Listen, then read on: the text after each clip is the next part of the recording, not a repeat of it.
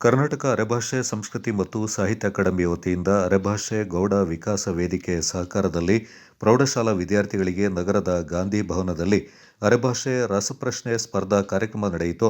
ಅರೆಭಾಷೆಯಲ್ಲಿ ಕೇಳಲಾದ ಹಲವು ಪ್ರಶ್ನೆಗಳಿಗೆ ಅರೆಭಾಷೆ ಮತ್ತು ಕನ್ನಡದ ಶಬ್ದಕೋಶದ ಪದಗಳಿಂದ ಉತ್ತರಿಸುವ ಮೂಲಕ ಮೂವರು ವಿದ್ಯಾರ್ಥಿಗಳು ನಗದು ಬಹುಮಾನ ಪಡ್ಕೊಂಡ್ರು.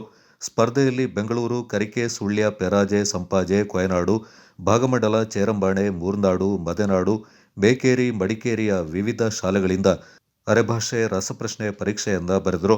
ಇವರಲ್ಲಿ 8 ವಿದ್ಯಾರ್ಥಿಗಳು 40 ಅಂಕಕ್ಕೆ 38 ಅಂಕವನ್ನ, ಇಬ್ಬರು 37 ಅಂಕವನ್ನ, ಮೂವರು ಮತ್ತು 35 ಅಂಕವನ್ನ ಇಬ್ಬರು ಪಡ್ಕೊಂಡು ರಸಪ್ರಶ್ನೆ ಸುತ್ತಿಗೆ ಆಯ್ಕೆಗೊಂಡಿದ್ರು.